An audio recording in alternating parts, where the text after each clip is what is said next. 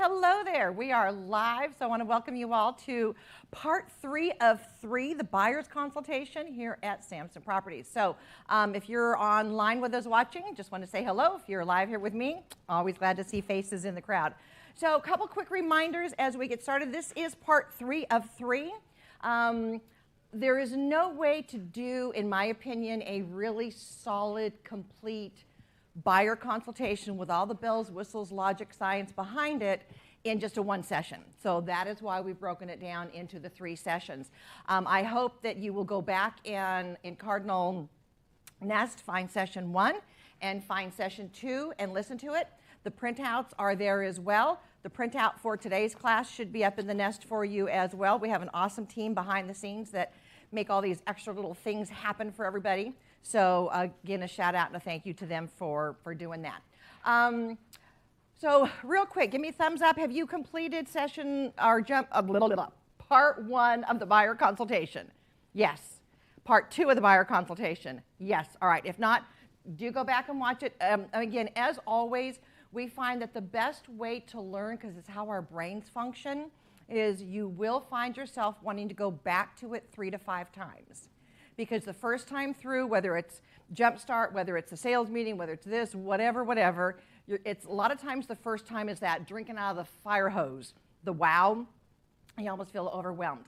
The second time you're going, okay, I got this, I'm doing that, oh, I didn't know about that, I can add that in. So that is the best way to go about the learning process and implementing then what you're learning. So 2 to 3 times is about the norm. For repeat. So if you're here with me, make sure that you have signed in to the clipboard we've got. If you're watching it online, make sure that you add it onto your, if you're doing the 4th quarter challenge, make sure that you're noting that in there as well. So let's go ahead and jump right in. As our usual, you can find the information in the Cardinal Nest. Eventually, it will all be over into Samson University. Just as a quick reminder, everything goes into the Nest first. Then once it's often re-recorded, edited, broken down into the segments, then it transitions over into Samson University. I would encourage you and welcome you to, when you watch something online, give it a thumbs up for us, and then put a comment in there, hopefully a nice one, because if not, I'll cry. But do put a comment in there, but also put in there, what was your aha, what was your takeaway?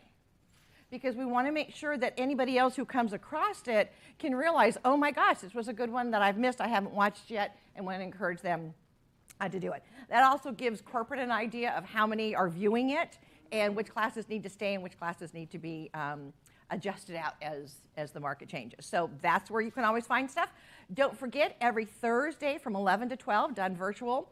I am usually housed in my Fredericksburg office and doing a Q&A session for you guys. The link to that is on the calendar, and what I would suggest you do is go ahead and take that link, put it into your calendar for Thursday at 11, and then set it to repeat, because you can have it repeat every Thursday. That way you know it's there, the link is there, you don't forget, and you've got it literally visual on your calendar as well. So that is your heads up for that.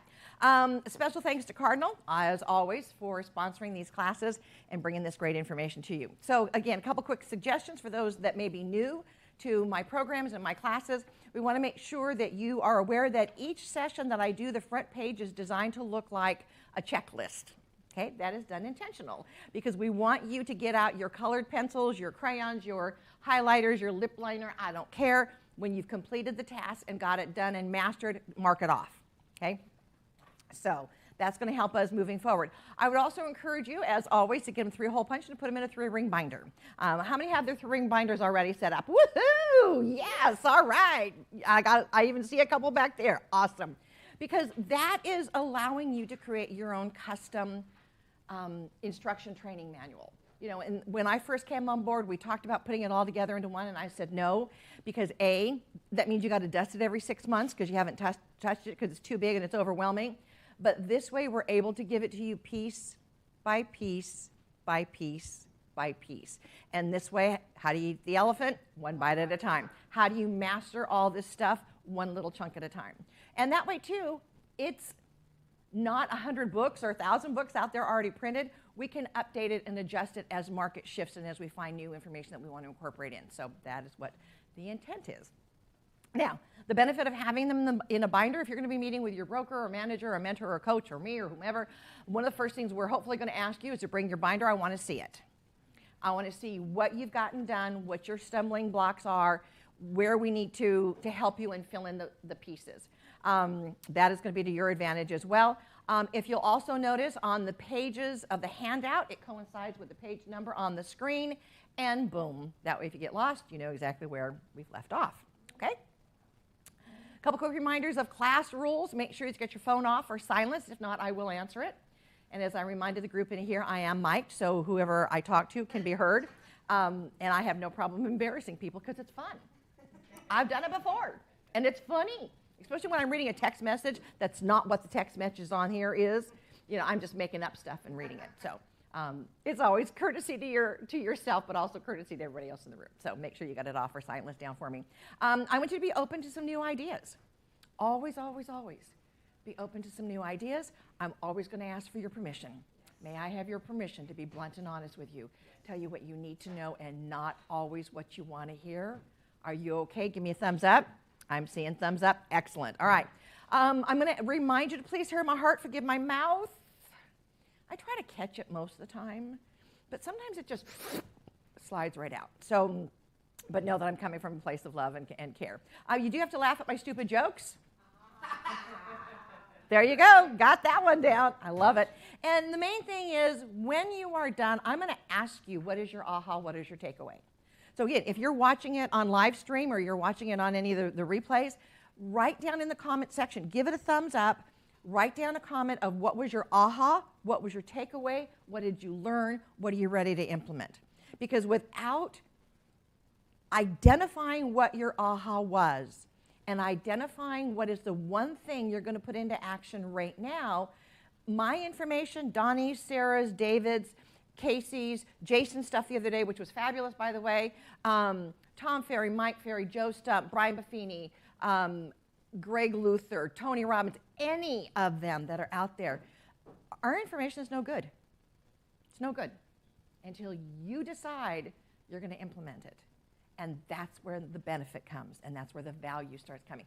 And once you start implementing new things, you're going to see your business take off and grow. The old saying, if you keep doing what you've been doing, you're going to keep getting what you've been getting. And until you are sick and tired of being sick and tired, nothing's going to change. The market's going to change and leave you behind. So be open to new ideas, be open to putting new things into play, and let your business grow and shine. Because again, I survived that dip of the market. Nobody told me the market dipped. Thank you all very much. I would have liked to have known that. I missed it. But why? Just like Jason was talking the other day, you've got your systems in place, but the key, the consistency. I referenced the vitamins, the one a day. It's one a day, one a day, one a day, one a day. Not 10 and nothing for 2 weeks. It's one a day, one a day, one a day, one a day. I will take an agent who will commit to me one a day any day of the week. I will tuck you under my wing and I'll run with it as fast and hard as you want to run. But you tell me you're going to do 10, I'm going to look at you and go, mm-hmm. Because I know that's not going to last. Start with 1, and then after you do one, then you're going to screw up and do 2. And you're going, well, that was easy. All right, let me do, oh, wait, I may do 3 this next day. And you build it out, and you build it out, and you build it out. So that is how that goes, and now y'all have some new foundation in which to run on. Okay, any questions? Thumbs up, we good to go? All right. As always, I like to share a word of wisdom with you, and this one, I brought it over from last session as well. You do not practice until you get it right. You practice until you can't get it wrong.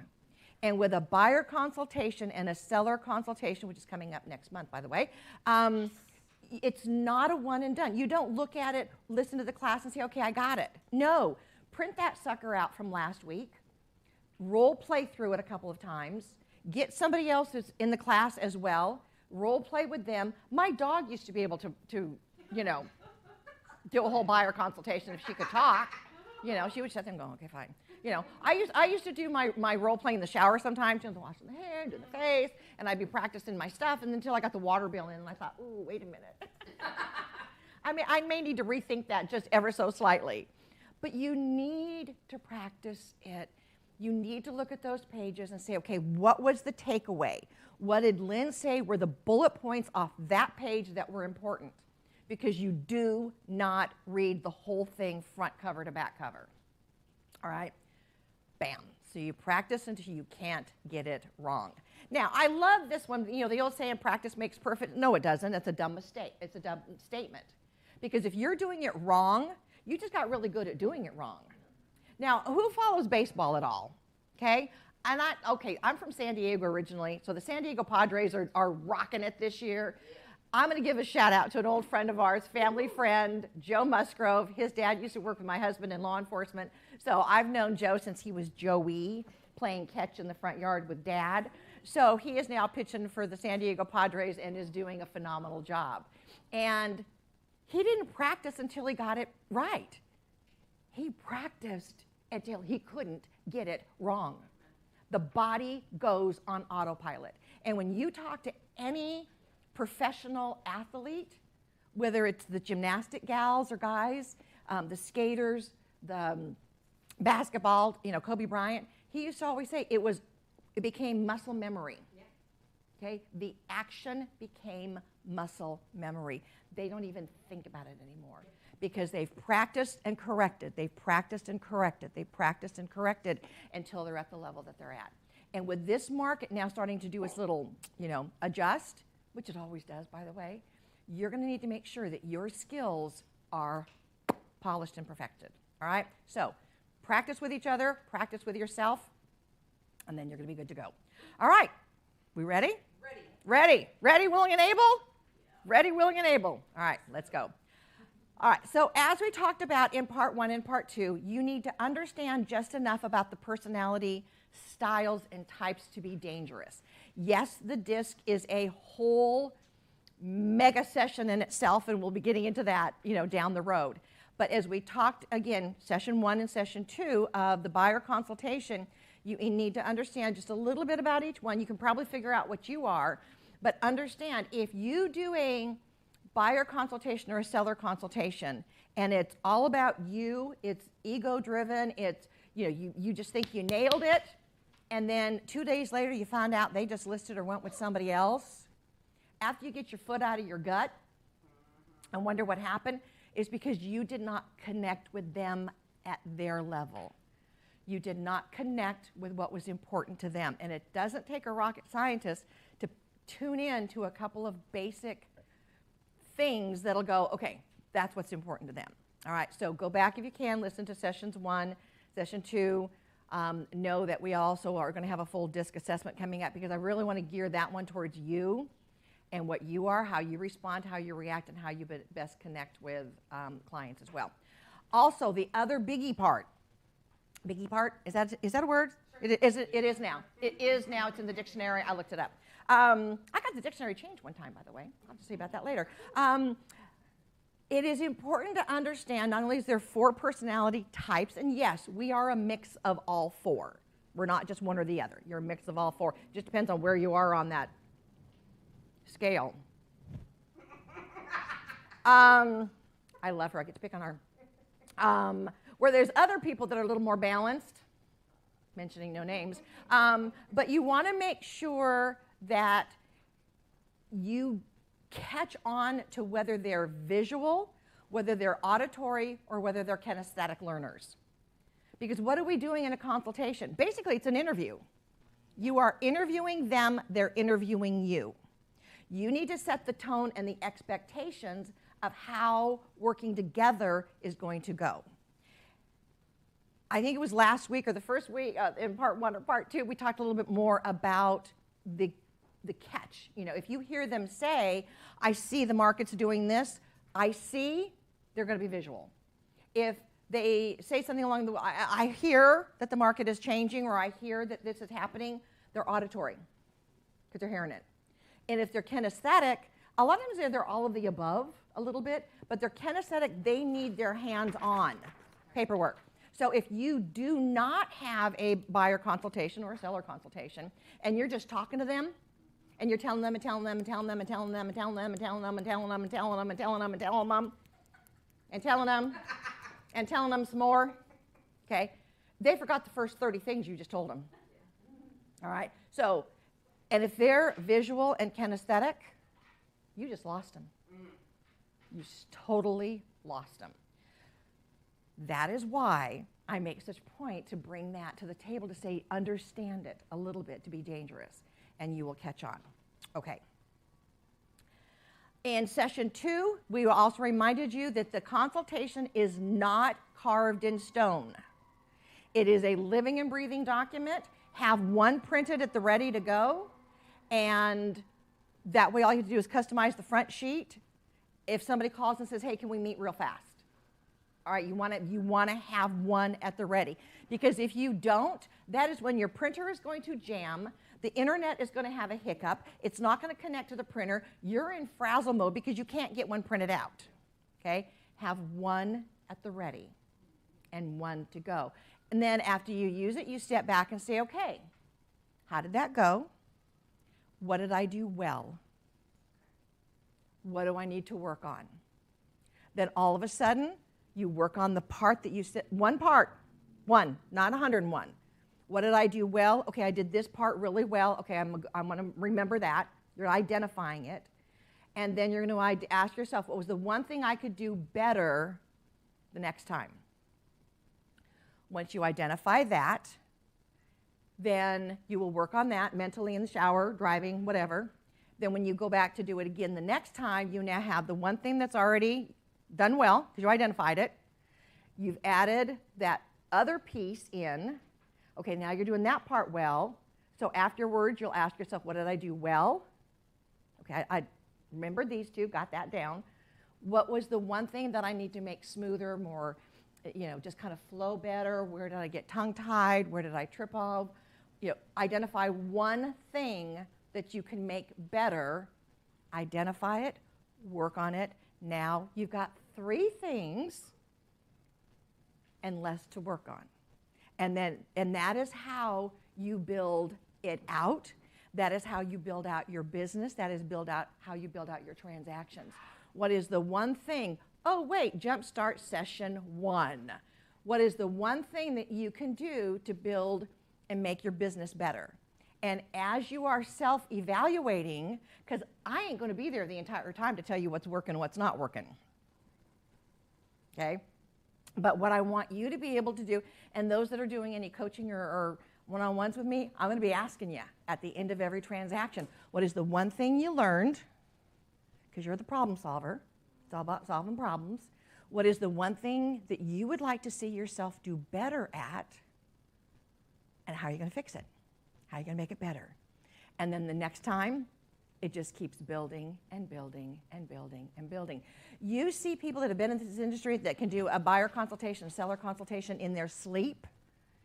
That wasn't our first trip to the rodeo. Okay? We've done it over and over and over again. We've stepped back. We've analyzed. We've said, where did we do well? Where can we improve? Hit it again. What did I do well? Where can I improve? Hit it again. And that is how it gets built out. You will arrive at that point sooner than you think. Okay? So it is not carved in stone. It is living and breathing. We're going to come across something. Oh, wait, who listened to the sales meeting today? Okay? What was that awesome slide? Is that going to go into my buyer consultation? You're darn right it is. So that is how you keep these things fresh and keep them developing based off the shifting market. Okay? Remember, color these pages up. I want them to look like a coloring book when you're all done with them. I want you to highlight in there the bullet points that you want to hit. I want you to make your notes on the side, so when you're practicing with it, it just flows and becomes second nature. In session 2, if you remember, of the buyer consultation, we literally went through it page by page. So if you've missed it and you need to go back and re-listen to it again, that is where that's going to come in handy. All right? And you can replay that as many times as you want. We talked briefly about how to best present that material. Now again, it can be done in a binder, it can be done in a folder, it can be done in a spiral bound, it can be done in a heat sealed, however you want to do it. Now, I know it may sound old school, but here's why. I used to always put mine in a 3-ring binder, the little 1/2 inch, white with the plastic, because I'd put the cover sheet in there with their name on it. The benefit of that is when we would go out and preview properties, the MLS printout, and by the way, don't ever give them the agent copy of the MLS printout. I can't believe that agents do that sometimes. Okay, horror story. Okay, there's story time and then there's horror story time. This was a horror story time. I was fairly new. There was a place in San Diego that we loved to go for pizza. They had the best Italian food on the planet. Anybody whoever from San Diego knows about La Bella's Pizza, I'm just saying. Went to La Bella's and we had parked and we were walking down the 3rd Avenue there, and there was a real estate office. So I'm gonna look and see what they got. They had all of their listings taped up in the front window. No. Mm-hmm. It was the agent copy. It had lockbox codes on it. It had homeowners on vacation until this date. Lockbox code right there. And alarm codes. I could not believe what I was seeing. I could not believe. My family's and I'm going, what the? And my family's like, what? It's like, oh, no. No. So needless to say, I called my broker, Anita, and said, oh my God. And she goes, oh my God. She put a call into that broker as a courtesy call and said, you have about 30 minutes to get those down before I report it. And by the way, I'm probably still going to report it. But it was like, oops. Really? That is your confidential information, not to be provided to God knows who. Horror story time over. Okay, so yeah, I told you I got good stuff to share of what not to do. So you can put it in a binder, a folder, bind it, whatever. I like the 3-ring binder because when we previewed properties, I could add them into the back of their book. And when I would go to meet with them, I would remind them, bring your notebook with me, or bring your notebook with you. And that way we could add the new ones in there. So when you go back and listen to last week's session 2, part 2 of 3 of the buyer consultation, that'll all resonate and come around for you. Okay, that is why I like to have the 3-ring binder. I like to put it there, what they've seen in the back. All right, we good so far? Give me a thumbs up. Let me know you're still with me. All right. Part of this now is going to go into not the mechanics so much of the buyer consultation, but more of the other pieces of the puzzle that need to go with it. Now, y'all know we have my famous little puzzle pieces. And yeah, I'm going to throw them, so y'all better be ready to catch. Most brokerages go, okay, we got this, we've got this, we've got this, this is a good class, here's another good part, oh yeah, there's another good part. Ooh, good catch. And I'm getting better at this. And by the way, here's all the other training component that goes into this real estate business. Good luck. Let me know if you have any questions. And most agents look at that and go, God help me. Where do I start? Or you go to this one class because somebody said, oh, this is a really good class, you got to go. And then somebody else says, oh, but this is a really good class, you got to go to this. And then you go, okay, but I don't understand where this and this connect together. Okay, and before you know it, you're frazzled, you quit doing anything, you're running around like a chicken with your head cut off trying to figure out how to put this all together, or that ADD child at the Las Vegas style buffet, and you're missing. And after several months of that, you just become frustrated and you leave the industry. Yep. There is no excuse with Samson Properties why anybody should be struggling or having a problem.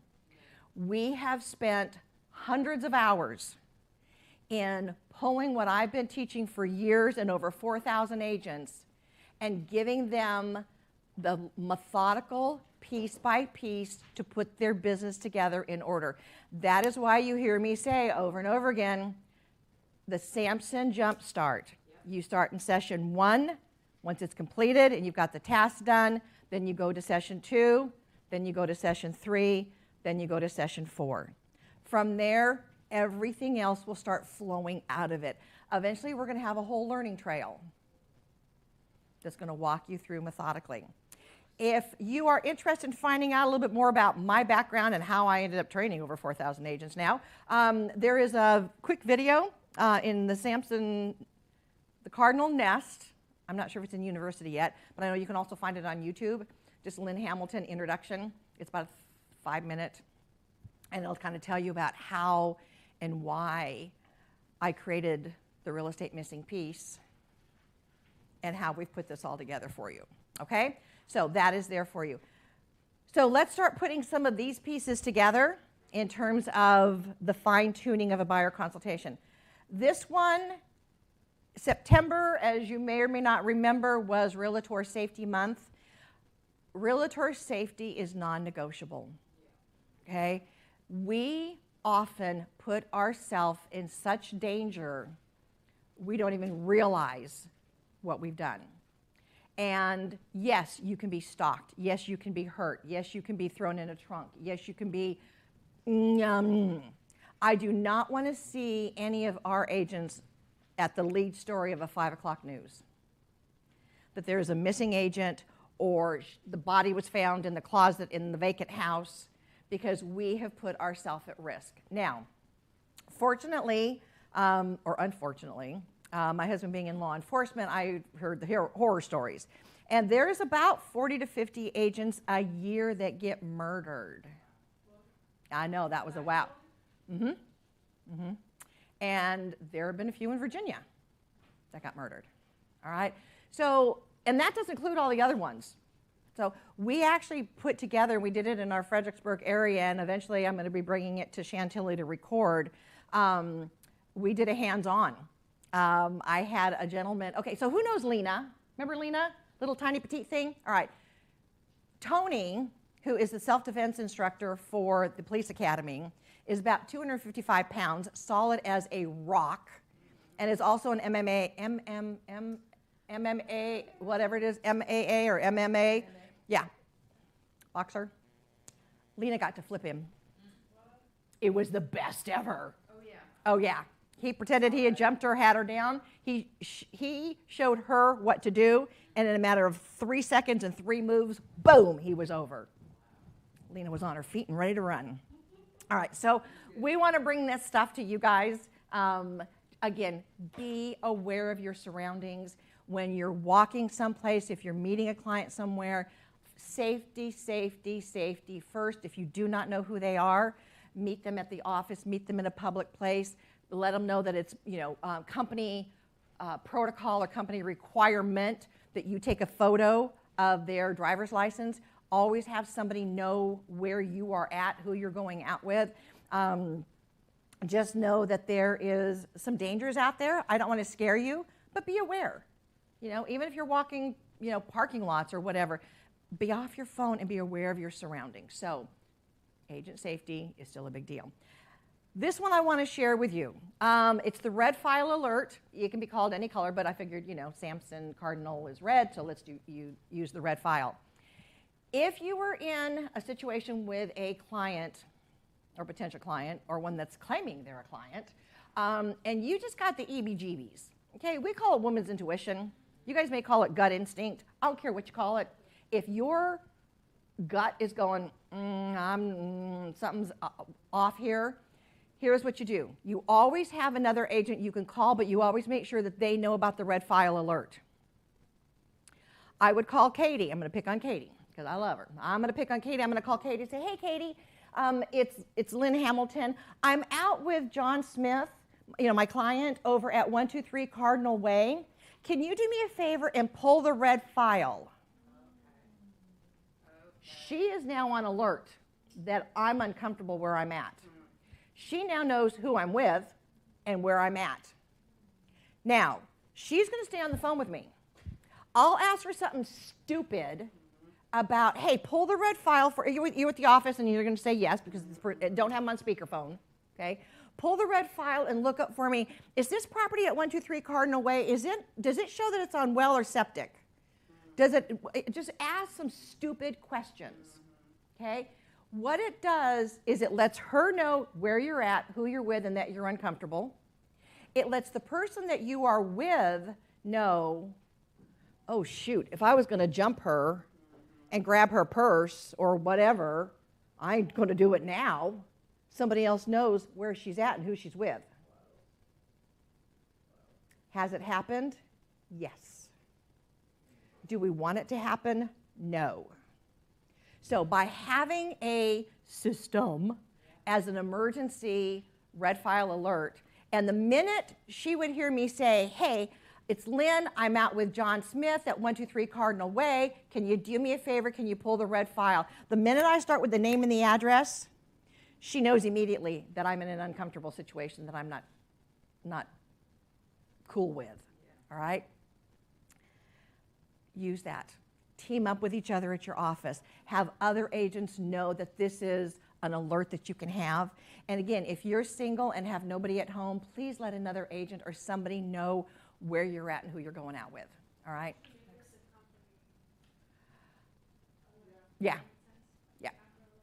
Yeah, it does need to be, and there are a lot of companies that do it, and there's a lot that then forget about it because there's that rotation over. So yeah, I will talk to the owners about making sure that everybody knows that is a safety feature to have as well. Okay, so again, it's all about protecting you and keeping you safe. Let me go back a page. Another thing I want to kind of bring to your attention is weather concerns. Do you guys have weather around here? Yeah, you do. Now, San Diego, if it gets rain, you stay off the road because these idiots can't drive, in the rain. And all the oil, because we don't get rain that often, all the oil comes up and the roads are like a slick. Yeah, so here you get ice, snow, blinding rain sometimes. Know that your safety and your client's safety needs to be first and foremost as well. So when we've talked about and recommended in last sessions about getting yourself a Zoom account set up, and so you can and will know how to do a virtual meeting if you need to. And I remember I gave the example of, agent set up a client to come in, client didn't show up, agent is PO'd, client doesn't show up, agent is now really PO'd, agent goes to call the client doesn't respond, agent is really now PO'd, it's like an hour later. Well, the client didn't show up because, first off, neither one of them should have been on the road. And the client spun out, was now in a ditch wrapped around a tree and was hauled off to the hospital, okay? Did they think as their jaws of life cutting them out of the car, oh wait, I need to call the agent, tell him I'm not gonna be there? No, you are the last thing on their list. So when weather is going to be challenging, or if they're out of the area, ask them, hey, I've got the ability to do the buyer consultation by a Zoom meeting. I know we've got some weather that may be problematic to drive in. Which are you most comfortable in? Do you still want to meet, or do we want to do it by Zoom? And they may go, oh, thank you, and opt to go by Zoom. But you better know how to do Zoom and how to do a screen share.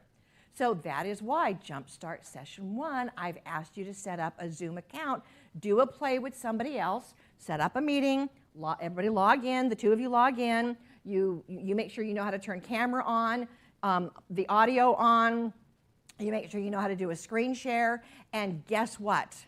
As a bonus, I will be creating the PowerPoint for a buyer consultation, and it will be uploaded into the Nest for you. Woohoo is what I'm hearing, okay? It is basic, a screen is the talking point. Now, you'll still need to have your copy in front of you. What I would recommend is that you email them the packet, and then you can go and you use the PowerPoint as just talking points, okay?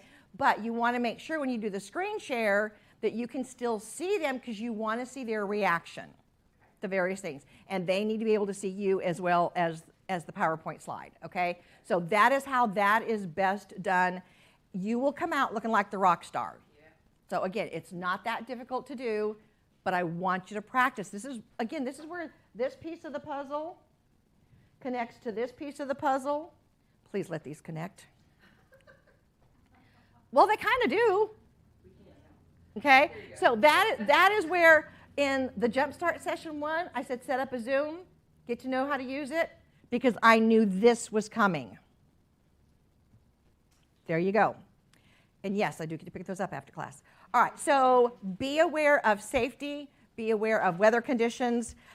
When you are going to do showings, make sure that you are also, whoops, wrong button. There we go.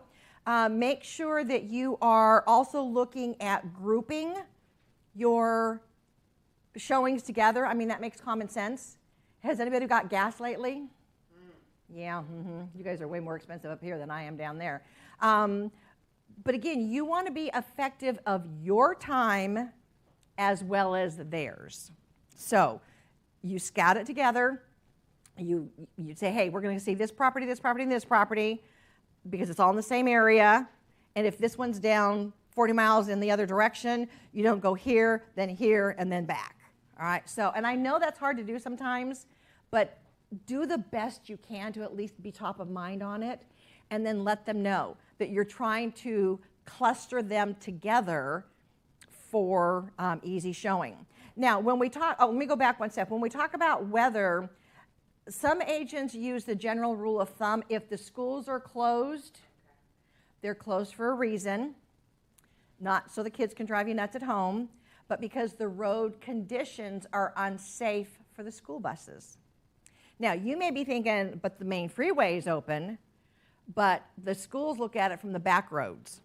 And if there's ice on the back roads, the buses are not going to go on them, because those buses will slide in a heartbeat, as big as they are. So some agents will use if the schools are closed because of weather, then they're off the road as well. And you can do everything you need to do by Zoom or from your home office if you need to, okay? All right. Showing groupings. Make sure that you have a ready, willing, and able buyer. Do I need to repeat that? Yes. Make sure you have a ready, willing, and able buyer. Ready, which means they have met with you. They are willing to meet with you. You have had the consultation. And able, who wants to guess what that means? Pre-approved. Pre-approved, they've talked to a lender. Okay? I am not a tour guide, and if we're going to go see homes that I'm not sure they're qualified to buy, we're going to go see the good stuff. I'm going to go see the $1 million stuff. Because if we're going to waste our time, let's go see the good stuff. All right? So make sure that you've got a ready, willing, and able buyer as well. So we've talked about the group showings. We've talked about travel safety in weather, using the school schedule. And if you don't have kids in school, they still cover it online, and you can still check with your local school district. You can do that, all that's online, all right? Ready, willing, and able buyer means they are ready within the next 6 months. And I loved what they talked about in sales meeting about it takes several months to get them in. Don't overlook that, okay?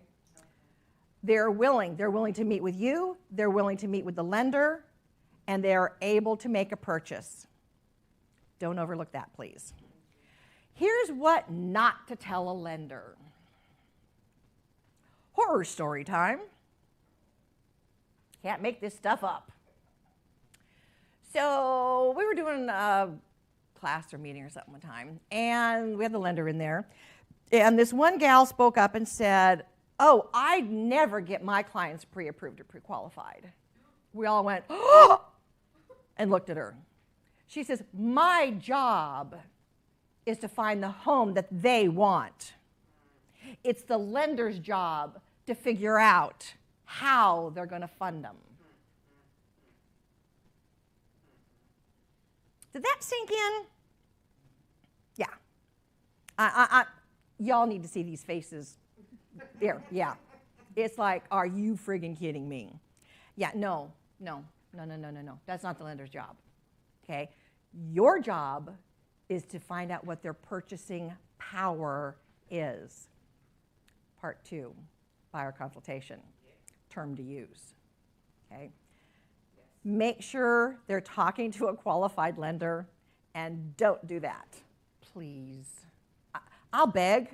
Now, I would get on my knees and beg, but after dancing for 100 million years when I was little, I may not be getting back up without a crane, so we're just not going to do that. All right. All right, so here's another thing I want to bring to your attention. Why is it critical for you to do a CMA on the properties that you're going to go see prior to writing the offer? A, it's good practice.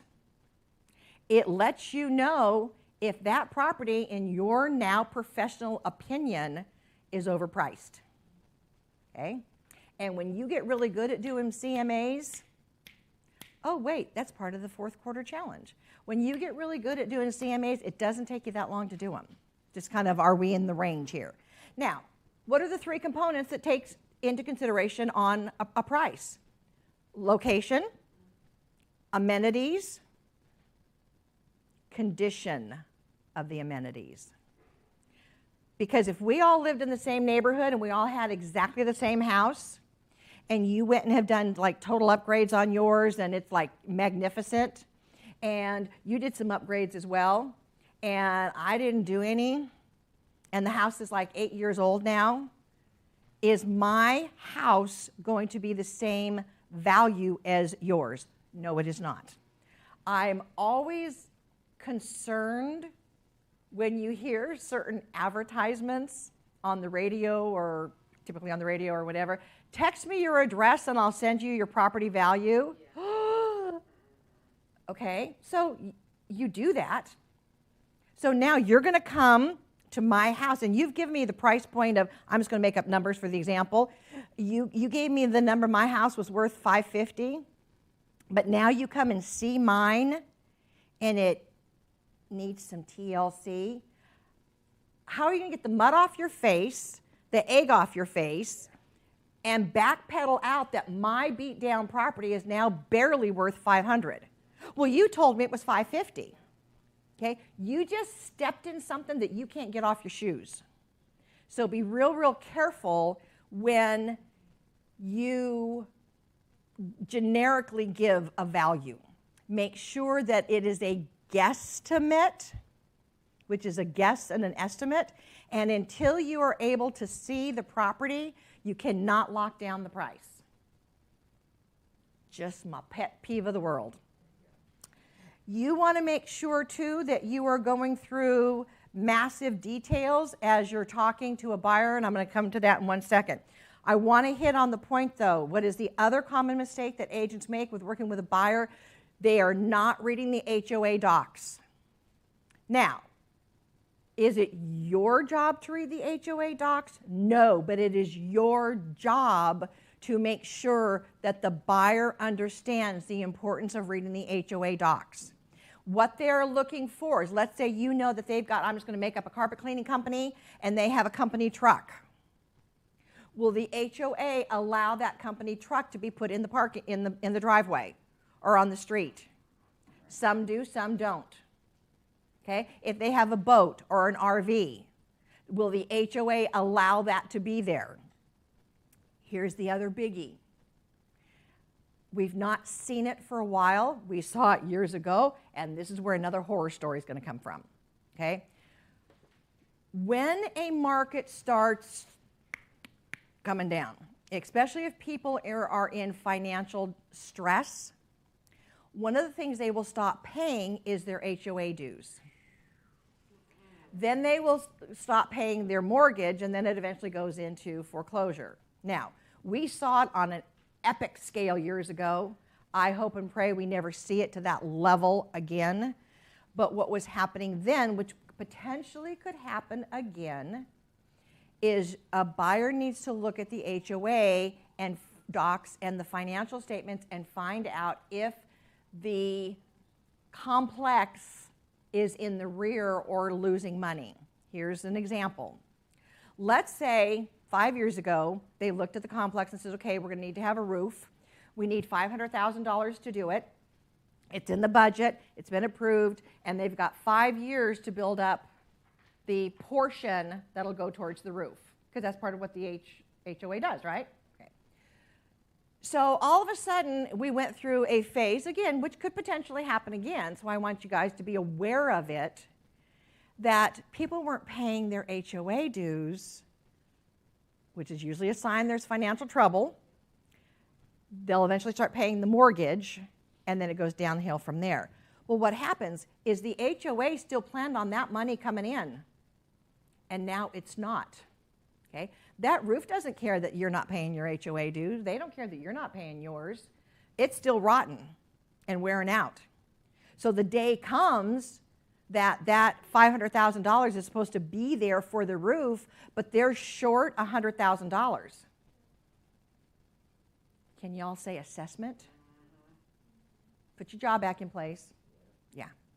The HOA has the ability to then assess those that are living there, the owners, whatever they're short, divided by however many units are in there, and say, we have an assessment coming up so that the roof can be done, and your assessment is $3,000 or $5,000 or $10,000. Has it happened? Oh, yes. Okay? When we are in a little more of a challenging market, please make sure that your buyer understands it is important for them to read the HOA docs, the rules and regulations, and look at the financials. Now, I know this can become controversial and can be sticky.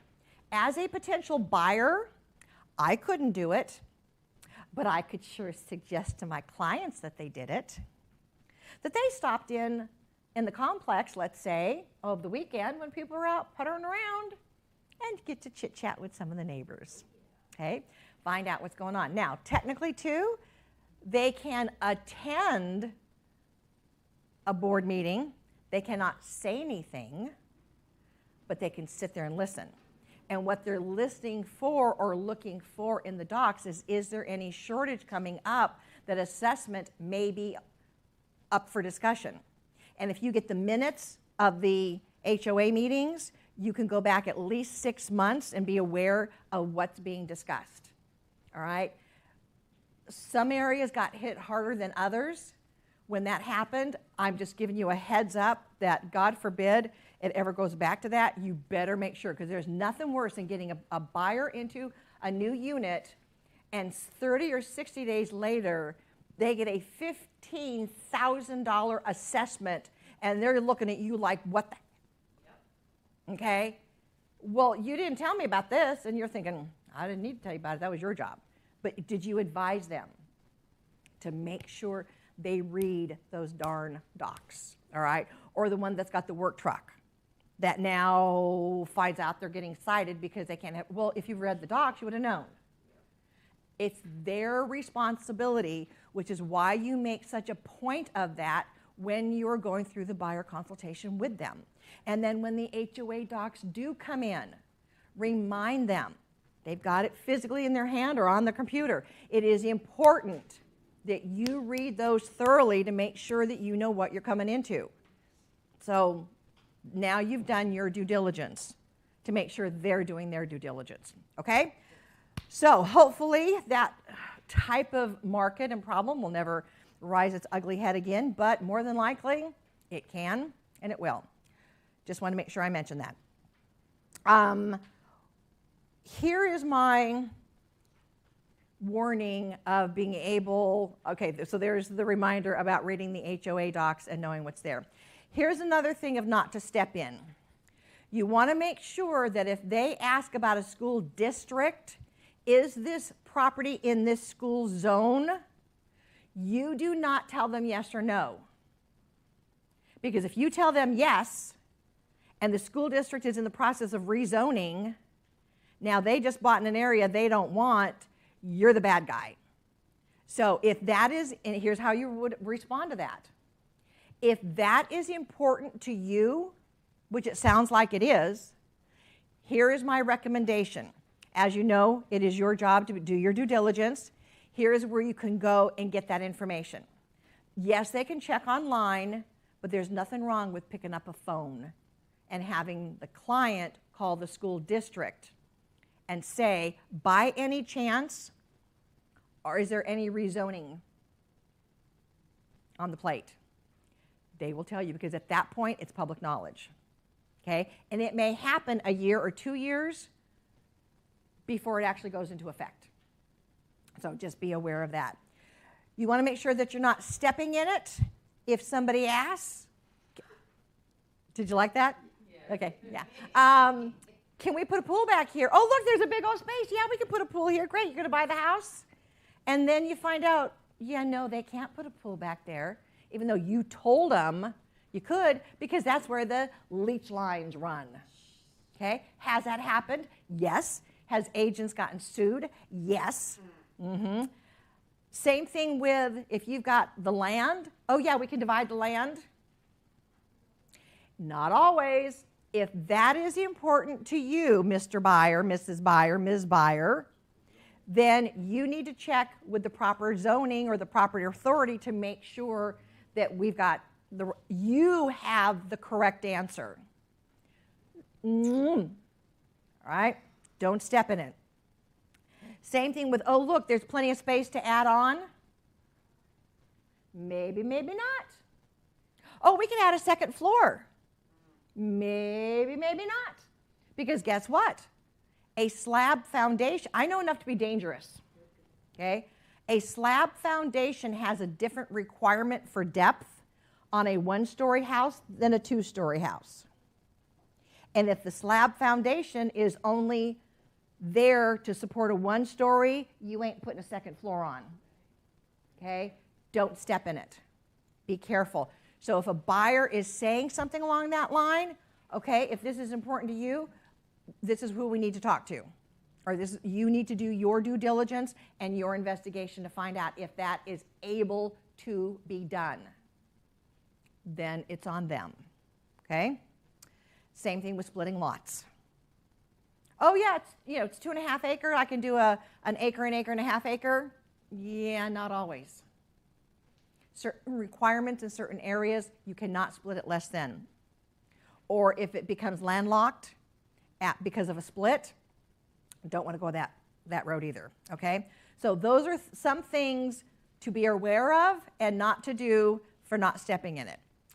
All right, so here's a couple more things not to do to step in it. Make sure that a CMA is done for the buyer. When you are looking at a house, you want to make sure that every minuscule detail, and this is where the S&C is going to shine, every little stupid question and detail are asked for or asked about. Now, this also applies on the listing side. When I would take a listing and I would do a walkthrough with my client, is this ceiling fan going? You've got crystal doorknobs on here. Are those going with the property as well? The antique porcelain light switch plate cover, that was your great-grandmother's, so I find out, is that staying with the house or is that going with you, Miss Seller? Ask those questions. And when you see those things on a buyer's house, you need to note it because you need to double check and go back to the listing side. What does the contract say is included or excluded? And if when in doubt, ask. Because I can't tell you how many times there's been a squabble that's popped up. Well, I thought the shelving unit in the garage stayed. No, technically it's not attached to anything, so technically it could go. Well, then I'm not buying the place. Wow. Okay? You'd be surprised. Okay? Even pots. Now, we had one time that there was a $5,000 princess something or other palm tree fern thing that was in this pot. Now, technically the pot could be moved, and that was what the seller's intent was. But the buyer saw it and assumed it was staying. You know what happens when you start assuming things? Okay. So it became an issue when this $5,000 plant disappeared, and the buyer's going, excuse me, where's my plant at? I want the seller to replace it. Well, technically no, because it's in a pot and it goes. So anything that's not attached has the ability to go. You be good, alert, and aware, and learn to note those things and double check the contract and the listing, and then double check with the listing agent if you have to. Okay? All right. The importance of a home inspection. Just shoot me now. I would never encourage or allow any of my clients to ever buy without a home inspection. I cannot tell you now. I will occasionally go to an event and somebody's talking about their horror stories of their recent purchase or their family member's horror story of a recent purchase. And guess what? They bought this property that was flipped. It looked all nice and pretty because it was redone, so it looked really cute. But guess what they found out after they moved in? They didn't have a home inspection. When they did the final walkthrough, the agent was standing there talking to the woman. The little girl was running around the house, and Dad was chasing the little girl. Nobody checked a darn thing. They turned the kitchen sink on, and water goes, phew, okay? This remodel didn't connect the water spigot thing underneath the sink, nor was the garbage disposal attached. It was sitting there.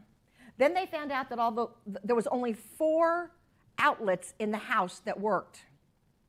When they proceeded to pull some of them out, it was just the outlet stuck in the hole. There was no wiring. Oh, but wait, it was completely remodeled and it looked beautiful. Yeah.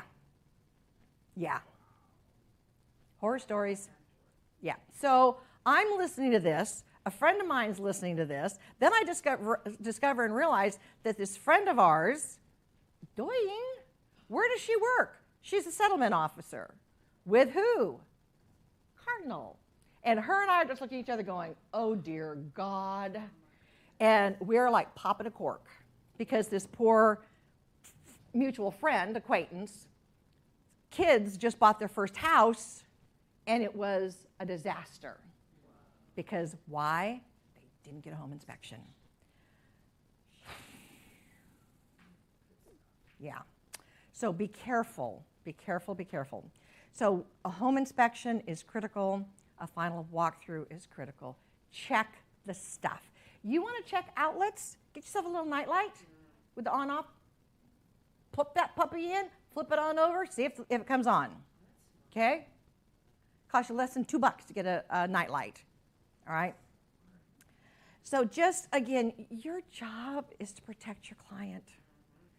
Just because the market was allowing that to happen, not good business practices.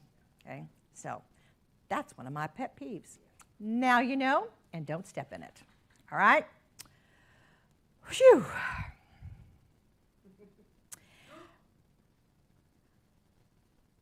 Yeah, how to handle when a friend uses another agent. Let it go. Yeah.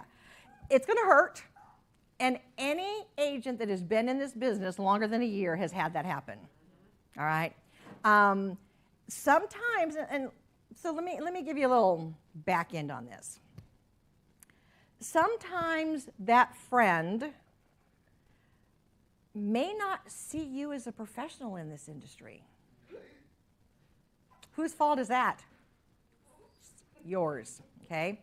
Sometimes they are afraid that you are going to find out about their credit history or their lack of child support that's not been being paid or their income or God knows whatever other stuff, all right? So sometimes that will happen. Sometimes they will use the excuse of, well, you know, I don't want to ruin our friendship. Well, a good response to that is, well, if a friend's not going to fight for you, who will? Okay? If they're set and determined not to, yeah, it hurts, but it's, just suck it up and let them go. Now, but if you have been doing your due diligence as a professional in this industry, Samson Jumpstart Session 4, and have built out your sphere of influence from Session 3 and got it into your database, and you're providing items of value either on your website. Oh, wait, free reports, free newsletters, free website, how to leverage that. That's another great class that's up.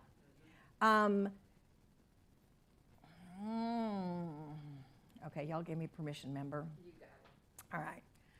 Some of this is your fault. And I know I didn't make friends on that one for some people. But are they seeing you as a professional? Do they see you posting on your website? Are you reminding them to go to your website for your free reports, for your blog posts, which could be reports as well? Are you using your blog for the home maintenance tips?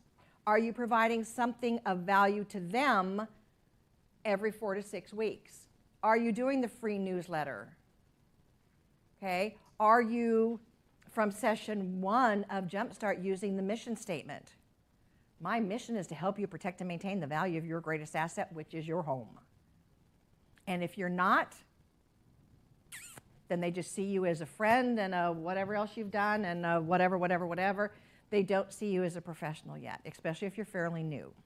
So that one's always just, it hurts. It's a hurt, but everyone has experienced it at some point in time. If you haven't, God bless you, but hang on, because it's going to happen at some point. It's going to come, all right? So I wanted to throw that in there. And again, part of it too is because if they don't see you that way, and again, it may be their baggage, not yours. Okay, if you step back and say, okay, I know I've done everything really well, and they still go with somebody else, you know what? If you're that close, ask them. What was it that you did or didn't do, and why they chose to go with another agent? They may or may not tell you. Okay? And it could be the spouse. You're right. So just know that sometimes that happens. Now, just because they may have listed with another agent doesn't mean because the spouse had a friend who had a license that was swearing they could do it, it doesn't mean they're not going to end up coming back to you, because they might. Okay, that has happened as well. Okay, good friend of mine had told me they were going to sell the house. I said, okay. She was talking to me. I said, perfect. Let me know when you're ready. We'll come and do a walkthrough. Then she calls. She goes, hubby had a friend. Da da da da da da da da da da. It's like, okay, but she was smart enough to only request a 60-day listing. Then she called me one day, and I'm like doing Mach speed down the freeway, as I often did. And she says, hey, I got a question for you. And I said, yes, ma'am. She says, how many pictures are you able to put on the MLS? And at the time, again, I was in San Diego, I think at that time we were able to put 12. And so I told her, and she goes, really? I go, yeah, why? Well, so-and-so told us that they were only allowed to put 3 pictures on the MLS. It was a big house. It needed all 12. He put 3 pictures on. I said, oh, really? I bit my tongue. I was a good girl. I bit my tongue.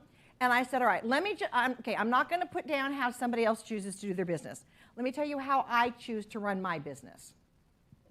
The MLS allows us the capacity to put 12 pictures on. When I take a listing and have the photography done, especially with a house of, I'm going to say, similar to your size, I would choose to put a front, a back, the view, and then each of the rooms, because they all, and put them in order of how they flow. That's just me. That's just how I would choose to do it. Now, I get it. Every agent gets to do their own thing, but that is how I choose to handle mine. She goes, I'm going to deck him. I said, call me when you're ready. She says, oh, well, you bet I will. So 60 days later, and then when I got in, I went and looked at the pictures. They were horrid. They were horrible. So I played neutral. I had to play good girl, play nice. And the worst part was I figured out who the other agent was. Did I do that? Did I really make that face? I did. Okay, sorry. Okay.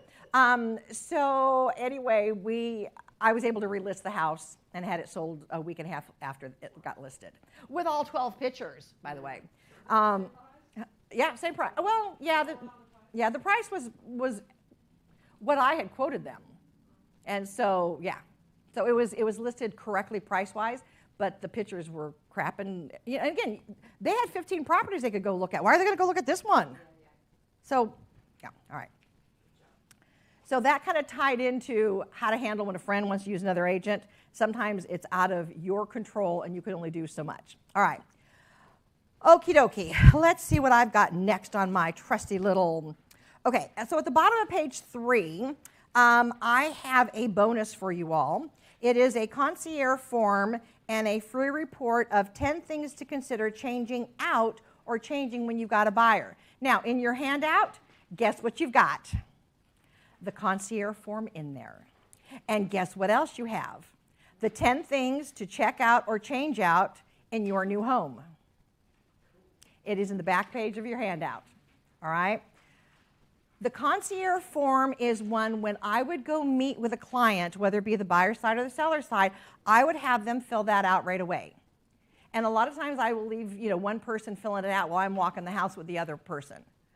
Or you sit down and have them do it together, or you can send it to them ahead of time, ask them to fill it out, and then that way they can give it to you or email it back to you before you come in. Now, the question would be, well, what good does that do? If you have paid attention in, I want to say it's Jumpstart Session 3, when we talked about your database and the importance of following up, we talked about how much money agents leave on the table and walk away from for repeat and referral business. Having your concierge program elevates you into getting some more information that's going to be of benefit to them. I know when birthdays are. I know when anniversaries are. And I can't tell you how many marriages I saved when I would notify the husband 2 days ahead of time, reminding him that his anniversary was coming up in 2 days, and he would go, "Oh my God, I'm so glad you told me, I forgot." I go, "Look, I'm not selling the house because there's a divorce, okay? Go take care of this," and we'd laugh, all right? But it's that information that you can have fun with. I knew when the kids' birthdays were. I knew when the dog's birthday was. I knew, So it's all that little extra stuff that, there you go. It's all that little extra stuff that becomes valuable and important for you to have, okay? And can all that go into your database? Yes! All right. Now, the back side on page 8 of your handout, which is the VIP concierge form, it talks about what is their favorite food, their favorite yada, yada, yada, yada, yada. It allows you to get more information about what is important to them. And why could that be important? Oh, wait. When I would meet my clients to go preview homes, I would bring them the little bag. I think we talked about it in creating that wow factor. The little bag, house hunting survival bag.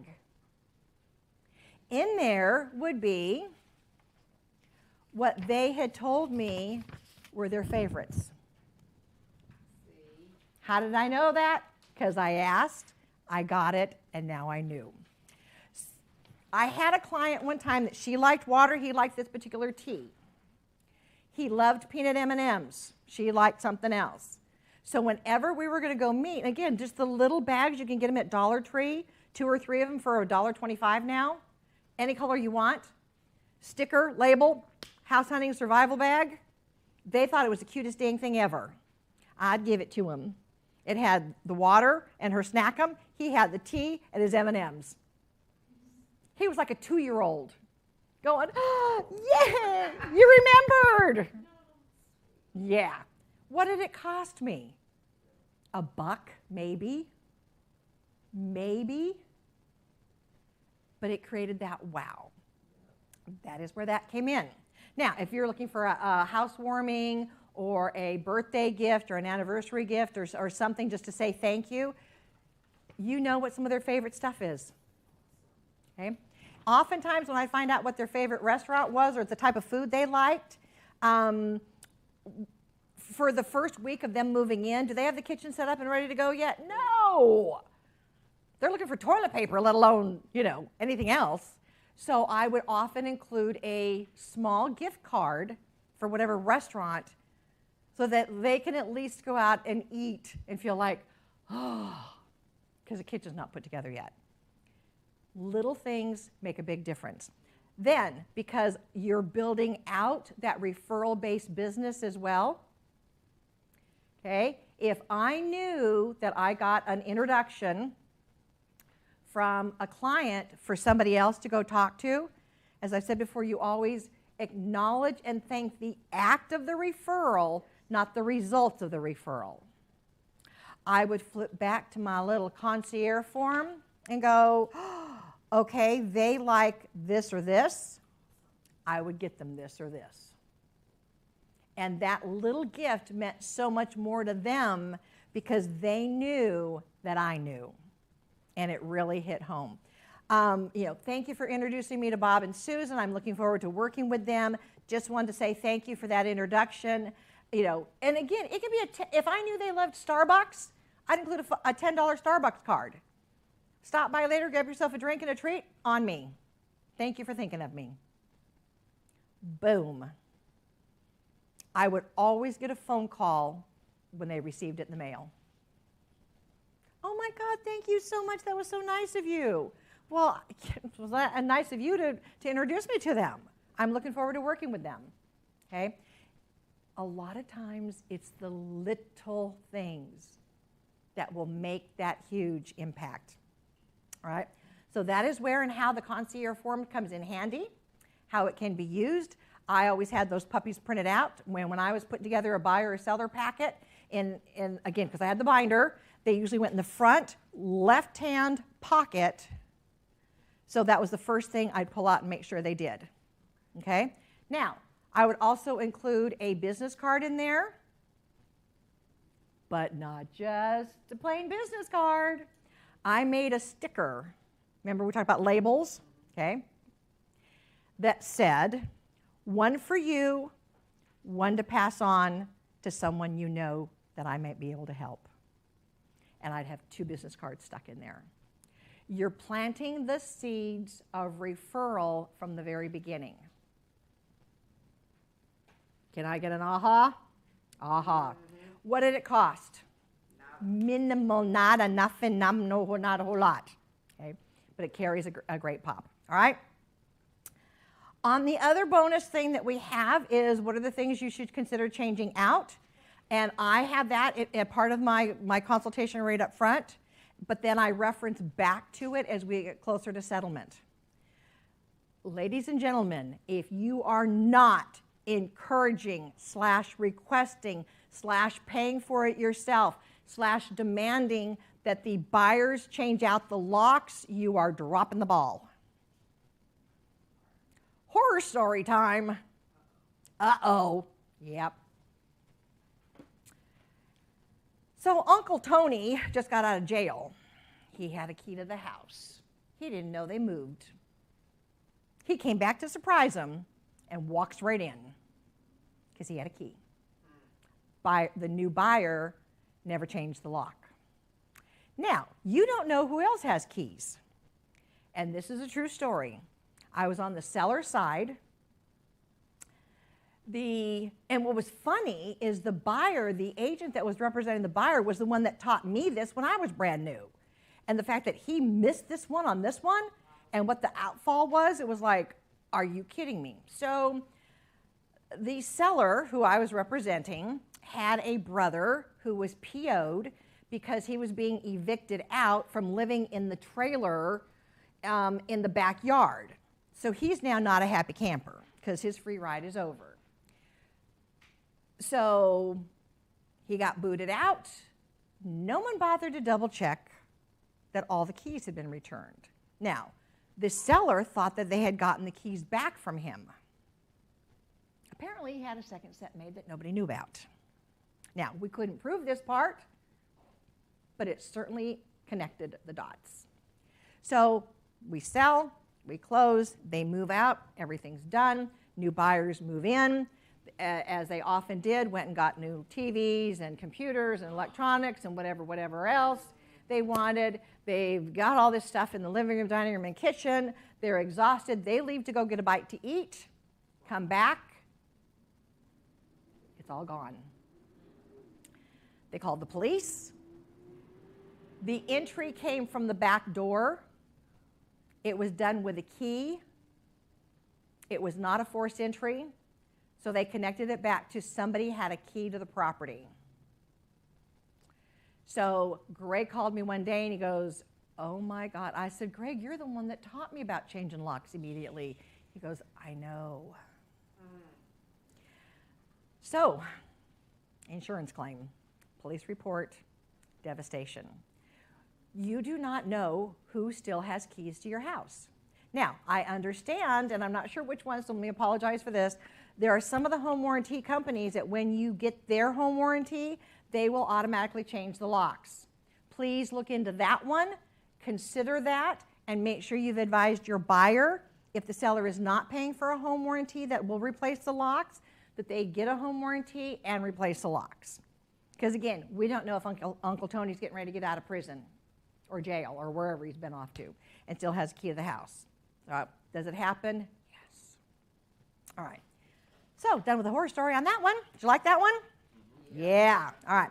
So, that list there of 10 things to have them consider. Obviously, the toilet seats, we're not going to go down that rabbit hole, but air filters, smoke detector, batteries, cleaning the drains. Remember we talked in the one class about creating that wow factor with the basket for the new homeowner with that little snake thing in it, at the Dollar Tree. You'd be surprised what gross stuff comes out of the drain. Fire extinguishers, if there's a fire extinguisher in the house, how old is it? Okay, look, check. Have the washer and dryer ever been cleaned? Has the dishwasher ever been cleaned? Hot water heater, does it need to be flushed? Oh, no. So those are things that you're just throwing out to a buyer to have them consider or to take a look at. Okay?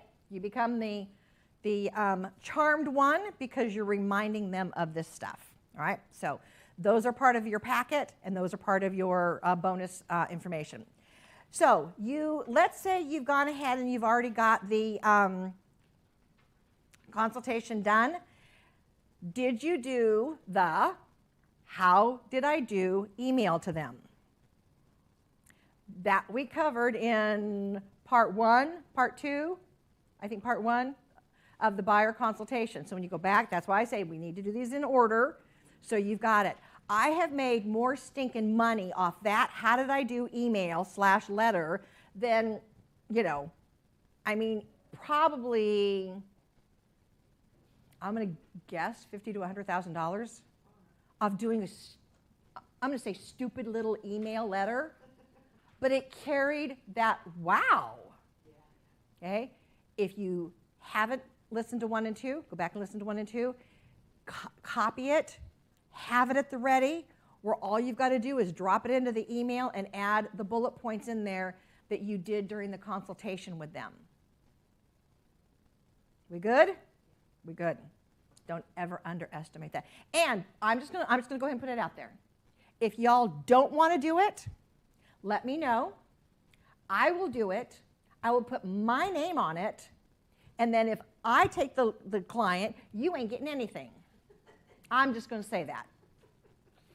All right?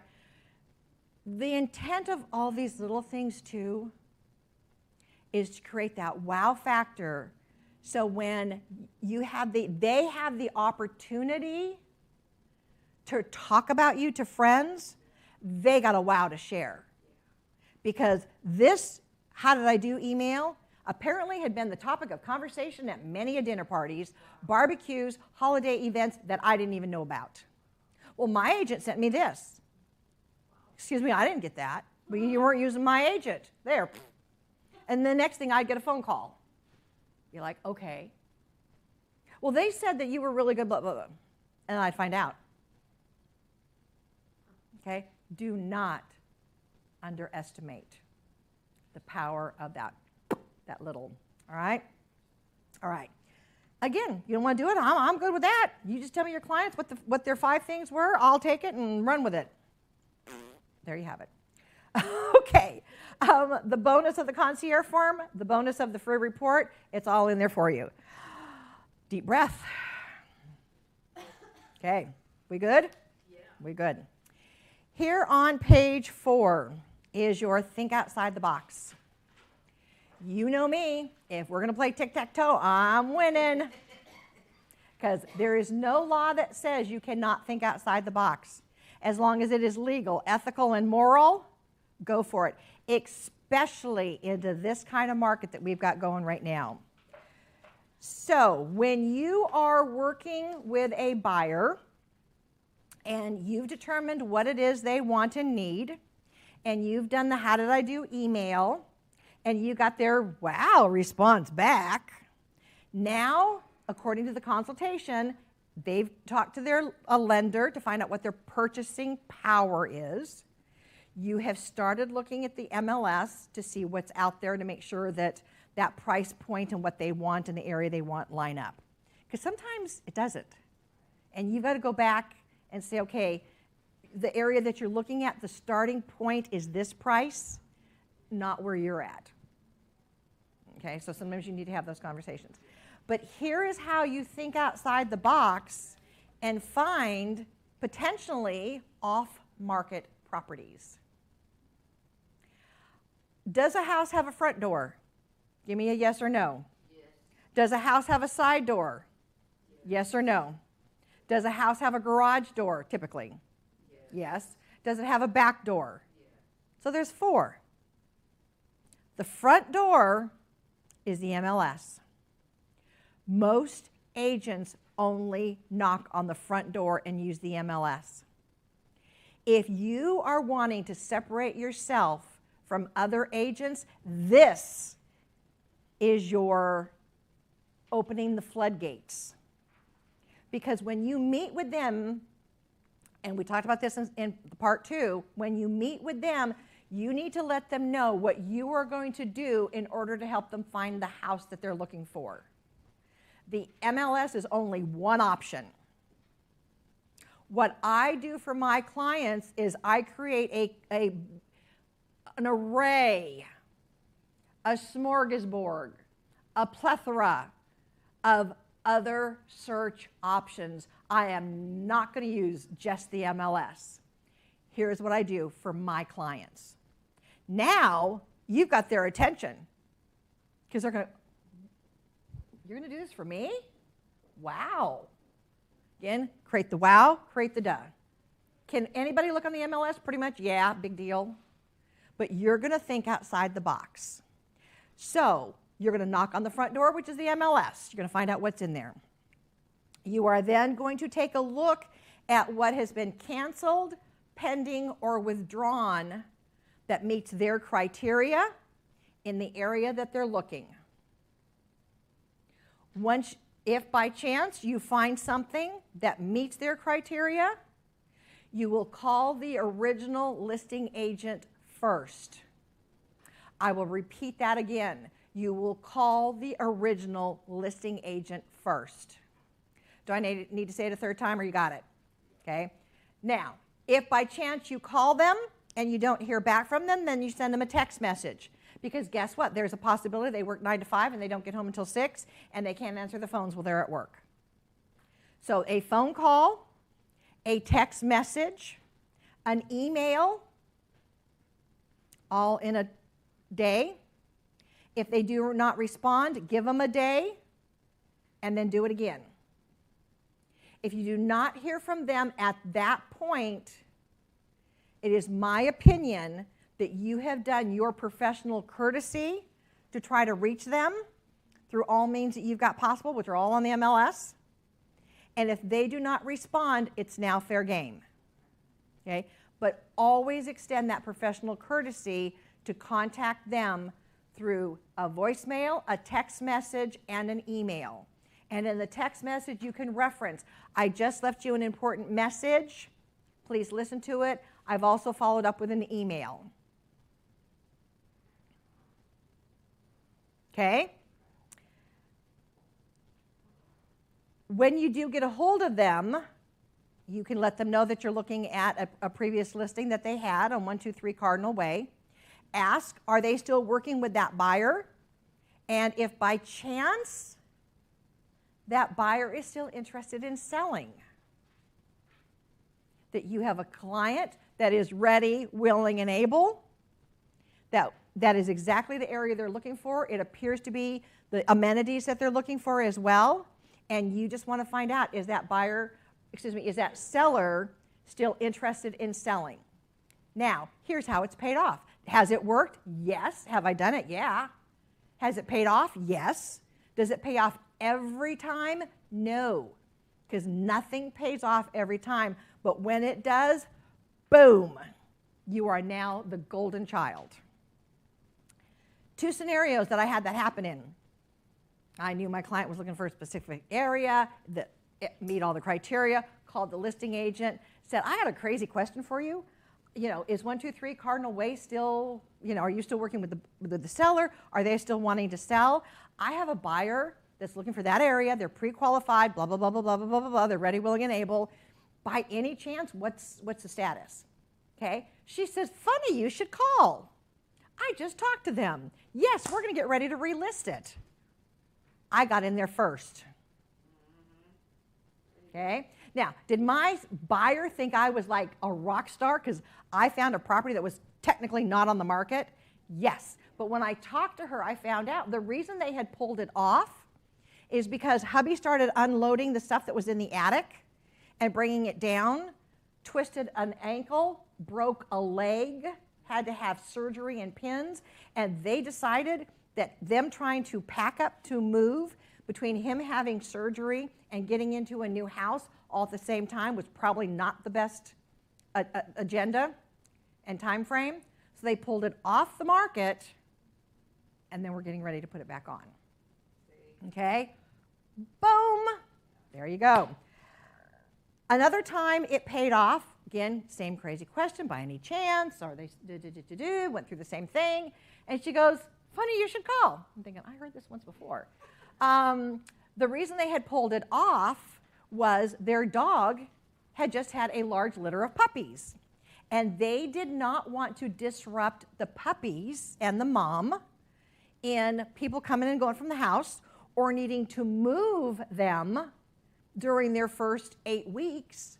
And it wasn't fair to the dogs, which I completely understood. And so they just pulled it off the market until the puppies were up and grown and they were able to get, either able to be moved to the new house or was able to be, into their forever homes. And they were ready to put it back on the market. The timing. But if I would have not reached out and knocked on that side door that said, hey, by any chance, I would have totally missed the 2. And yes, we ended up getting both of them. Okay? Does it work? Yes. Does it work every time? No, because nothing works every time. But I'll tell you what, because I went outside the box, and that's what I told my clients I was going to do, I think outside the box, I'm going to knock on the front door, side door, back door, garage door. And when I was able to get in from a side door, I became the talk of the town within their family unit. Because this house wasn't on the MLS, but Lynn was able to find it. Okay? Did I get referrals from them? Yeah, like a bunch over time. Did it pay off? Was it worth it? Oh, yeah. Oh, absolutely it was worth it. Think outside the box as long as it's legal, ethical, and moral, and you're still being professional and contacting the listing agent. Okay? Bless you. Always, always, always extend that professional courtesy. Now, the other point that we want to make on there is, it's on your handout on page 4, is circle marketing.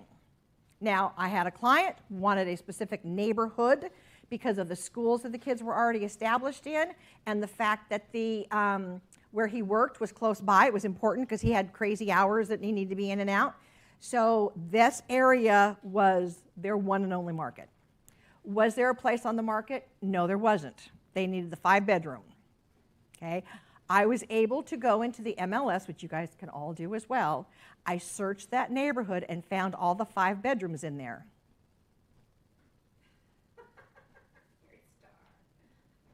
Yes, I sent them a letter. Said, crazy question. I've got a ready, willing, and able buyer who is looking in this area because it's close for their, for work and school. Crazy question. Have you considered or thought about selling anytime in the next 3 to 6 months? Now, P.S. at the bottom, if you are currently working with another real estate professional, please have them call me. This is not intended to take their listing because, again, I didn't double in transactions anyway, so, But that professional courtesy, did it work? Yeah, sometimes it did. Sometimes it didn't. But I was able to go back to my buyer and say, oh, by the way, not only am I keeping an eye on what's on the MLS, but I've reached out to whatever's been, expired, withdrawn, or canceled off the market. And oh, by the way, I ran a search of all the other 5 bedrooms in that community that you're wanting, and I have sent out 57 handwritten, addressed envelopes or letters to all 57 that are in there. Fingers crossed, let's see if we hear from anybody. Okay? Yeah. Okay? So one time I did it, yeah, it paid off. I had somebody call that said, I got your letter. Yeah, we are getting ready to sell. We do have an agent. I said, oh, fantastic. Because, I would love, who is it? Do I know them? And I said, please give them my information to call. And at the same token, since I knew who they were, I said, I'm going to go ahead and reach out to them as well. Because this may be an ideal match. They did not want to deal with showings and all that kind of stuff. So, you never know. All right. Excuse me. Does it pay off? Yeah, it does. Just got to think outside the box. All right? So, that would be a side door. A back door would be, how many agents are within Samson? 5,000 plus. So, Mr. Buyer, part of my thinking outside the box, networking, is I'm going to reach out to, now here's the artistry that goes with this. When you go to say something like this to them, you look them in the eye, you never break contact with them. If you need to mention or call them by name to get their attention back, you never break eye contact and say, I have over 5,000 of my colleagues within Samson Properties that I can reach out to and find out if they, by chance, have a listing coming up that meets your criteria. Boom chakalaka. They're like, wow, that's impressive. Remember, I think outside the box. That's what I'm going to do for you. Now they're impressed. I would also wait, Samson Jumpstart Session 3, building out your database and building out the network of other agents.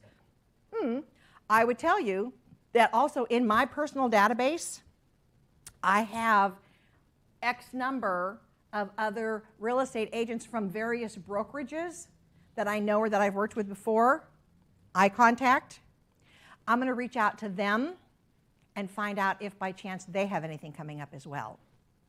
Okay? That's what I'm going to do. That's what I'm going to do for you. We good? Okay. That's what you get. Not, I'm going to sit back and see if anything shows up on the MLS. Because I'm too lazy to do anything else. Okay? What I'm going to do for you is this. I'm going to reach out to the other agents that I know. Oh, and I'm going to reach out to my colleagues within Samson. Now you're getting that wow factor. Because I'll bet you $50 on the nose. If he was to go talk to another agent, they're not going to be doing that. But you are. Because you're building a business on the wow factor with the little things so that those clients go, oh my God, she's the best. And they will want to refer you to anybody and everybody else they know. Because are they talking to their friends and family about the possibility of buying? Yeah, they are. And you want your name coming up. All righty. Make sense? Yes. Okay. Front door, back door, side door, garage door. You're going to knock on all of them. Because you're going to have a customized marketing plan for helping them find their home. You have a customized professional marketing plan for finding them a home. There it is. Can you all say wow? Wow. There you have it. Okay. Front door, side door, back door, garage door. Don't miss a beat. Once you've got it, it doesn't take a whole lot to do. But you're going to impress the heck out of your client because, again, you want them to work with you again and refer them out. So quick recap. MLS is 1. Circle prospecting to the neighbors. Say, hey, I've got a ready, willing, and able buyer looking for the 5-bedroom in your complex. By any chance, do you have something? I'm going to network with the 5,000 plus agents within our organization. Oh, and by the way, we also have an internal coming soon board. I'm going to keep an eye on that. Hopefully, y'all know about that, and you can tap into it and work with other agents. Okay? Have you just created a wow factor? Yes, you have. Okay. Last little component. The how did I do email is one piece of the puzzle. The be alert to opportunities to ask for referral.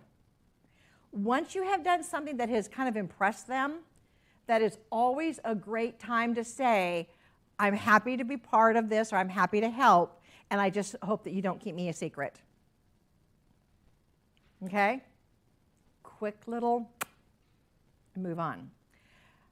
You need to make sure that they understand the term as is. What is a property that is claimed as is? Know what it is, know how to explain it to them, because again, they're a buyer. Even if they bought before, they probably don't know and don't remember. It may have been in a completely different market. I like to say as is means the grass needs to stay green, the pool needs to stay blue. We can't have it reversed. So the house is supposed to be kept in the condition that it is in at the time that the offer is not only shown, but the offer gets ratified. So you need to make sure that you're explaining that to your client as well. With that, I'd make a note. Anytime you have shown a property, you've got to print out of the MLS. Do not throw them away. Keep it. Because what happens in the bottom right-hand corner? What's got stamped in there? The date that you printed it out. When you've got a ratified contract, I would go and print out another one that's going to date stamp that day. And I keep that in my file. Why? Because if something happens or changes within that property, you now have the documentation of the paper trail that that home was supposed to have these appliances. Has that happened? Yes, it has. Happened to me one time. I was on the buyer's side. It was close by. We went and checked on it a couple times. It was vacant. I go in one day and the appliances are stripped. We're a couple days from settlement. I call the listing agent. Hey, just wanted to check when the new appliances were going to be installed. She goes, what? She didn't know. I said, well, I'm sorry, when was the last time you've been to the property? Never, except for when she came in to take pictures. I said, oh, well, apparently we've got a problem then, because I'm assuming it was your seller has stripped the appliances out of the kitchen and the washer and dryer out of the little closet. So obviously, those were part of the contract. Those will need to be replaced. All of herself. And she says, well, I'll pick up something cheap and throw them in there. I said, oh, no, time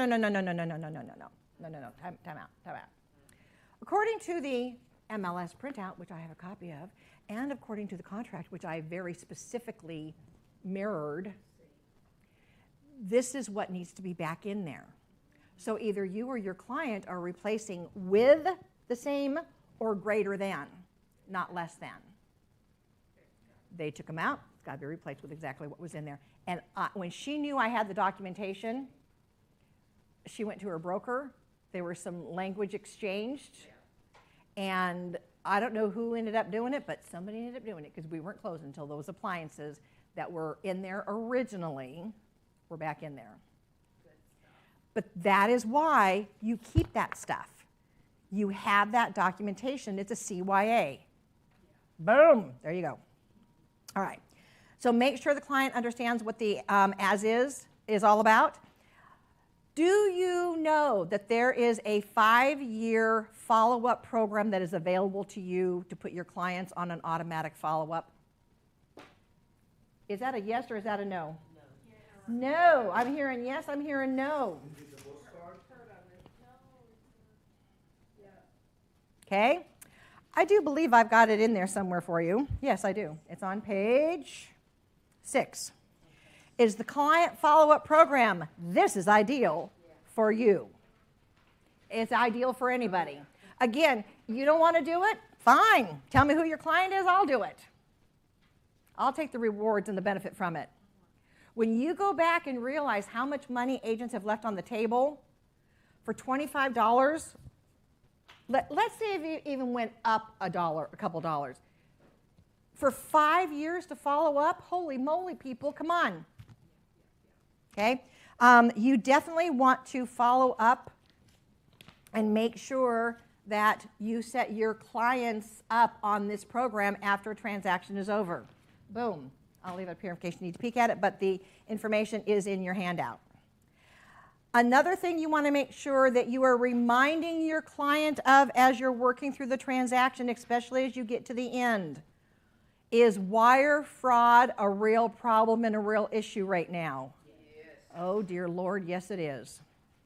You will remind them multiple times. In fact, I would take some of the wonderful literature that Samson has available in extra printouts.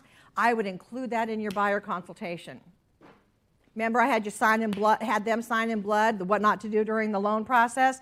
I'd have them sign in blood about the wire transfer fraud. Or I would ask them, if you were to accidentally wire money over to where it didn't, are you okay with losing the $30,000? I'm going to guess not. You now have their attention, so you ask them that question. Because not only are you now not able to close, but the seller may be keeping your earnest money deposit plus any legal action that may come after you. Repeat with me. Do not wire anything in until we have double checked that it's going to the right place. Okay? And yes, I play along with them. Repeat with me. Do not. Because you want it to sink in. Don't let that happen to you. All righty.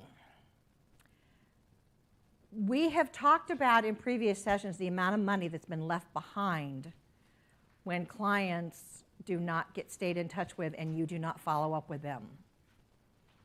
Do not make that same mistake.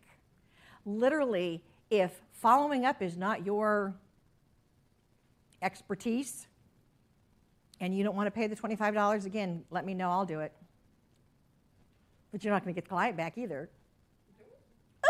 Boom! All right, so there's the information. It is in the handout for you as well. You are good. It is there. Another class that I would encourage you to check out, because again, a lot of this all kind of starts connecting and goes, one piece after the other. Oh yeah, remember these? There you go. Is the creating the wow factor. So once you have finished absorbing and executing your buyer consultation, refreshing yourself on a couple of these things, have the forms printed out, go in and watch Creating the Wow Factor, because some of those things there tie right in to working with a buyer or seller. Okay? We good? We good. So your bonus again is the concierge form and the 10 things not to do. You now have a ton more. I waited, it was a ton. More of some new ideas to pull it all together. So with that, we're going to wind down. I want to hear your aha takeaway. So if we can get our mic up here. Thank you for joining me live. Thank you for those that are online watching it. Thank you. I appreciate you taking your time. I always make sure that I'm bringing you plenty of good content, because I know you're taking your time to be with me. I want to make sure that you walk away inspired. So remember from session 2 in the mindset of Jumpstart, who are the people you spend time with? If it so happens that I end up on your list, I just want to make sure that I get a plus. Okay? Not the minus, because I know your time is valuable. Be the Uncola. Do what other agents, yes, I'm going to say it, are too lazy to do. Be the Uncola. It's those little extra things that'll separate you from the crowd. Remember, I don't care what you know. I want to know what you're doing with what you know. So with that, which microphone you want me to use? Okay. What is your aha? What is your takeaway? Just speak into the microphone, and we'll pick up on the recording for everyone. My aha moment is to make sure you always have a able, willing, and ready buyer, a ready, willing, and able buyer. Perfect. And my takeaway is the red file alert. Yeah. Again, it's for your safety. Perfect. Go ahead and pass the microphone up. For me, will be the how did I do email Yes. to get feedback after consultation, regardless if I guess I want them as a client or not. I'm assuming they'll be honest with me, and hopefully I'll learn from that. Haven't seen session 1, so I'm imagining what it was. Yeah. But okay. Yep, it's in there. So get feedback from them regardless. Yeah. Perfect. Excellent. Thank you. Next, aha takeaway. I'm coming back to you. There were so many things that I'm taking away from today's class. Yes, always from your classes, Lynn. I would say that I really like the idea of the concierge form and collecting the information and being able to refer back to that and having that in conjunction with the $25 5-year follow-up. So those all work hand in hand. And then I liked the idea of how you said you had a sticker and had 2 business cards, and maybe would put this in the little bag of goodie treats for the house hunting survival bag. And 1 card for you, 1 card for a referral. So it's training them early on. So it all ties back to the aha of incorporating all this, putting the puzzle pieces together, and what am I doing with it? Nice. Nice. Thank you. Thank you. All right. Okay. Always we get a lot of good stuff here. I love the one for the business cards, like to add 2 business cards and saying 1 for you and 1 for somebody I can help. And also the how did I do email. Yes. That's very good. Absolutely. Absolutely. All right. I have to narrow this down, so do me a favor, pull the red file. That's a big one. And I really appreciate the client concierge program, but I have to also mention the client follow-up for $25. That is right up your alley. There you go. Absolutely. Thank you. Thank you. For me, is think outside the box and knock all the 4 doors. Okay. Excellent. Up here in the front. Okay. Well, thank you for the class, and I got a lot of aha moments. Good. Good.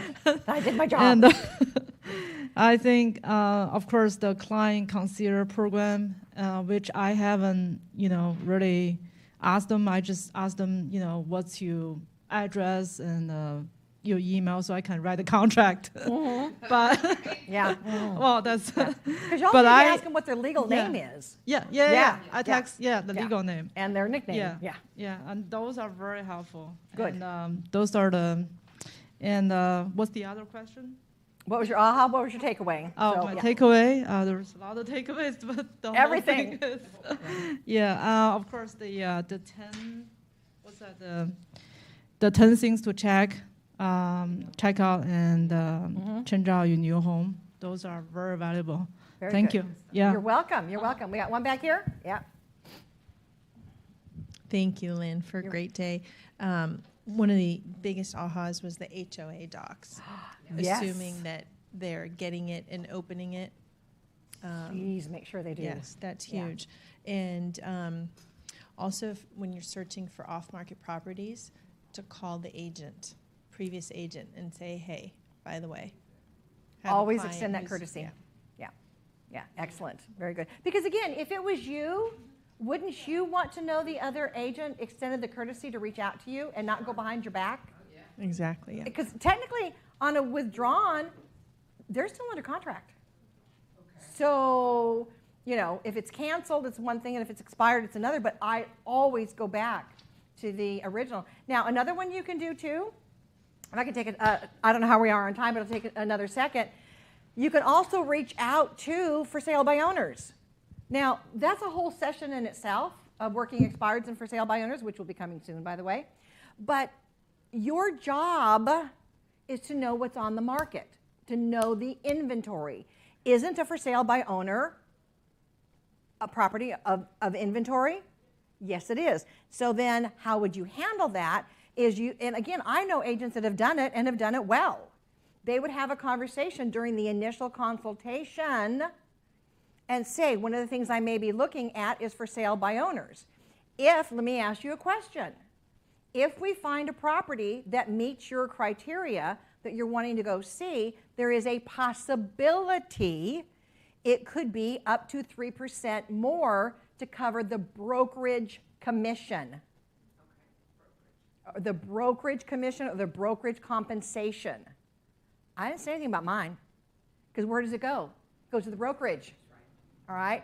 So they are less apt to want to get you down because it's not yours to negotiate. I mean, okay, it is technically, but it's the brokerage compensation. In that case, I would find out, is that if we find the perfect house, it's not going to be my priority to look, but if we found one that was ideal, that was not on the market, not on the MLS, but the seller wanted to sell but is not in a position to be able to pay the brokerage compensation, is that something that you are in a position to be able to do? They will tell you, yes, I have the funds available. No, I don't have the funds available. Now you know. Now, if you go see the for sale by owner, and find out in, again, this whole class in itself, but if you are chatting with them, find out if they are planning on paying a 3% compensation to your brokerage. They will either say, yeah, I can do that, or, well, no, I was only going to do a 1%. Okay, now you know that. So the conversation you would then have with your client is, I found a house. It does meet your needs. I went and took a look at it, but it would be an additional 1%. Let's say you'd be willing to work for 2. They're going to pay 1. Client's going to pay 1. Is that something that you're comfortable with and can do? Yes or no? If it's no, then the property doesn't meet their needs. If it's a yes, then you can arrange to take them, never send them on their own, to go to see the property again. Okay? So, in a nutshell, that's how that can come back around. All right. So it can be done, but you have to prepare your buyer with, if this scenario comes up, are you in a position to pay the up to 3% of the sales price for the brokerage compensation?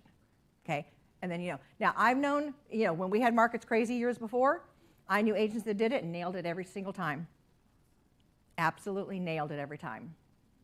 And he never worked for anything less than 3. It was usually 3, 3.5, or 4. Okay, all right. Thank you so much. Oh, I appreciate you. Thank you, thank you. Check out the other classes. Make sure that you're doing the jump start, because again, those pieces fall in. We're just putting those pieces together for you, piece by piece. Those almost fit. There we go. All right, with that, go be awesome, go be wonderful. We will see you in the next class. Okay, bye for now.